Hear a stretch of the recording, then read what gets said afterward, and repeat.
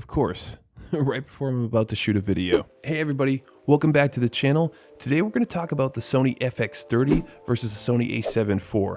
I know that these are two very popular cameras in Sony's lineup. I think with the holidays fast approaching, Thanksgiving's right around the corner, and 2023 as well, I think a lot of people are going to be looking at both of these cameras to pick up this holiday season. The Sony FX30 is Sony's flagship APS-C Super 35mm cinema camera, and it packs quite a punch, especially considering the fact that there's no other Sony camera right now that can shoot up to 4K 120. The XLR inputs on the top handle definitely make it a compelling option for videographers, content creators, cinematographers, even people who are looking to start podcasting. In comparison to the Sony A7IV, which is a full frame Sony Alpha Line series camera, that camera is a little bit more geared towards somebody who's looking to push forward with photography in mind first and wants a full frame sensor.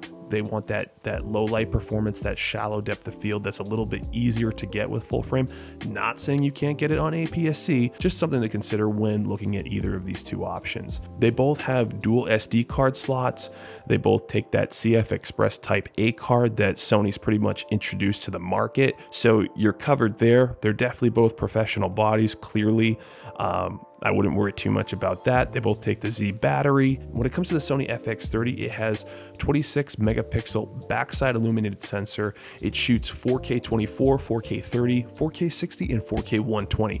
Now, there is a crop in 4K 120 and a slight crop in 4K 60. These are, something to think about, especially considering the fact that the Sony FX30 is already a APS-C camera. But, if you're looking for that 120 frames per second in 4K, you don't have that on the A7IV. You do have that on the FX30 though. I think the Sony FX30 can also shoot 240 frames per second in HD, unlike the Sony A7IV, which is capped at 120 frames per second. It's the only APS-C camera in Sony's lineup that can output raw 16-bit raw over HDMI to like an Atomos Ninja 5. The Sony A7IV cannot do that as far as I'm aware. You do get the 10-bit recording just like you do with the A7IV, and that can match up pretty nicely when you're shooting S-Log3 with other cameras that can shoot 10-bit in Sony's lineup. One thing you can do with the Sony FX30 as opposed to the Sony A7IV is you're actually able to load custom LUTs right into the body. I wish I could do this on my Sony A7S III, but unfortunately, Sony doesn't want to put out firmware to update it. I don't think that this camera style, it wasn't developed with photographers in mind. It's definitely geared towards cinematographers. I mean, you can tell by the body style. You don't need to listen to my word to know that, just based off of, how it's presented and how they're advertising it. If you're looking to get into video production, content creation, and you really are dead set on getting a full frame camera, then by all means, go with the A7IV. I think you'll definitely be happy and very pleased with that camera. The only thing that you want to keep in mind with that specific camera though is overheating. Now, I know it's not a huge deal for a majority of people, but if you're somebody that's looking to get into long form content creation, like let's say you're looking to start a podcast, or you need to record an event or a live stream and you need to go for over an hour or 2 hours or several hours, then that's something you definitely want to consider, because the Sony A7IV has been known to heat for a number of users. Unlike the Sony FX30, the Sony FX30 has that internal fan just like the Sony FX3. So that body is designed to run video for a very, very long time. So you don't need to worry about that with the FX30. I would also say with the FX30 in comparison to the A7IV, when it comes to video, I know there's a big difference between the APS-C sensor and the full frame sensor. When it comes to video, it's not that dramatic of a difference. You have to remember that Hollywood films are shot on Super 35mm cameras. So, full frame isn't the standard when it comes to movies or cinema. I mean, we all like that look. I mean, at least I know I like that look, but it doesn't need to be a full frame camera to shoot amazing video. And I would say the same for photography too, but in my perspective, I think that for photography, I would prefer a full frame camera. It's just easier to get the shallow depth of field. You get that better low light performance. And yeah, I mean, That's why I'd recommend the A7IV over the FX30 for photographers. The other thing too is you get the EVF with the Sony A7IV. You clearly don't get that on the FX30. Both shoot 10-bit. And they both have S-Cinetone, which is great if you're looking to color grade or you need that nice clean color profile that S-Cinetone provides. They both use the Sony Z battery, which is great. They actually would be a great package together if you think about it, because the Sony A7IV would excel in photography, whereas the Sony FX30 would excel in video, and you could use the A7IV as the B camera for your production work and the FX30 as a B camera for your photography work if you were in a pinch. So, you know, that's something to consider as well. So with the Sony A7IV, you get the 33 megapixel CMOS sensor. It's not backside illuminated. Hold that, I was wrong. Sony A7IV does have a backside illuminated sensor.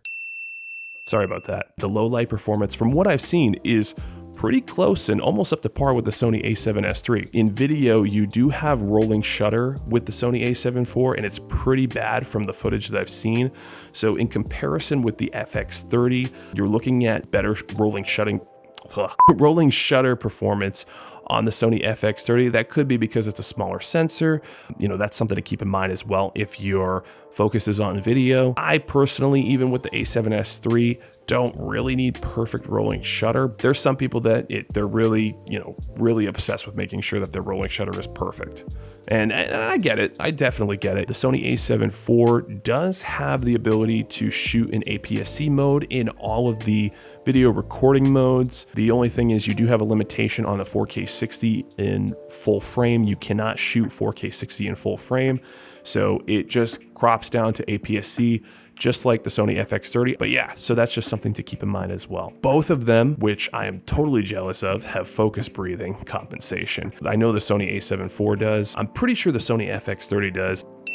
I know the Sony A7IV does. I don't even have that on my A7S III, which I wish I did. Sony doesn't want to give us firmware updates. That is one feature that I would love in the Sony A7S III. But anyway, that's just digressing. This is about the FX30 and the A7IV, so we'll just keep moving on. The other cool thing about the Sony FX30 is that you get the XLR adapter on top. That handle is awesome. It's definitely useful when you need to get audio straight into the camera. You don't have to worry about syncing up your audio in post. Clearly, you don't have that with A7IV. You can get the Sony K3M adapter, but that's obviously going to cost you an extra, what, $500, $600 on top of that $2,500 price tag. Although I did recently see on B&H that the Sony A7IV is coming with Sony's proprietary mic, which, you know, it's kind of cool. It's not the XLR adapter, but something to consider as well. The cool thing about the Sony FX30 is that they gave you the option to buy it without the adapter or with it, and it's only about like $21.98 for the body and the top handle, which is a pretty awesome package for that price point.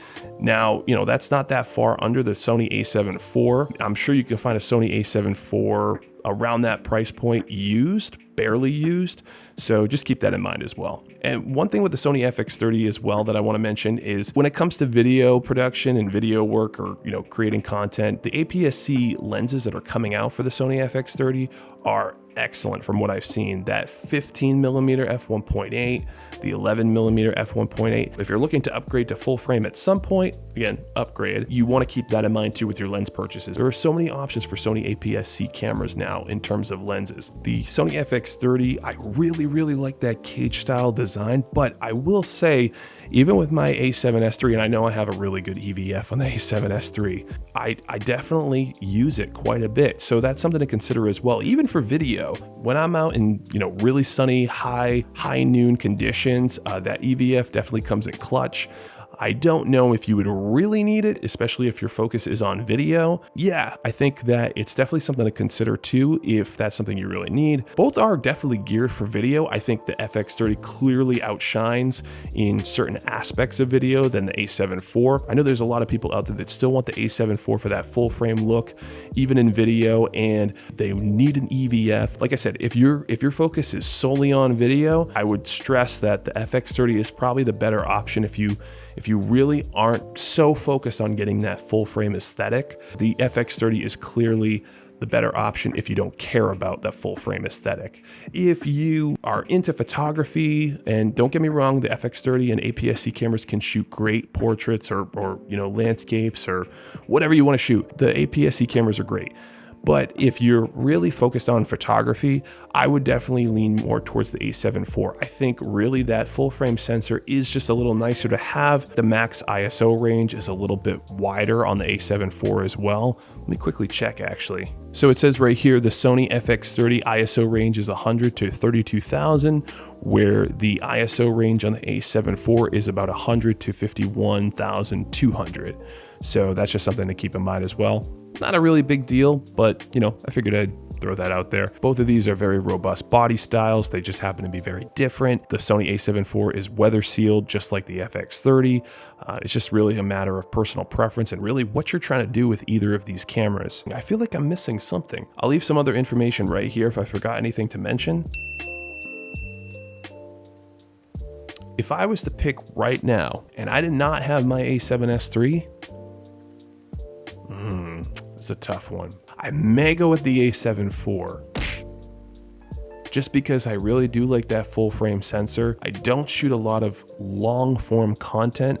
However, I will say that top XLR handle, that is one thing that I think is really awesome about the FX30. So yeah, that pretty much concludes this video. Sorry if I forgot anything or I left out some information. I know I didn't really break down these cameras too much. I just wanted to give my perspective on both of these cameras. With that said, I really appreciate you checking out this video. If you liked what you saw, feel free to leave a comment, and I'd love to know what you're looking at getting. If you are looking at getting a camera in the near future, are you looking at getting the Sony FX30 or the Sony A7IV? Are you already a Sony shooter? If so, leave a comment down below and feel free to subscribe. I definitely want to make more content. Anyway, I gotta run. The battery's dying on my A7S III. So later.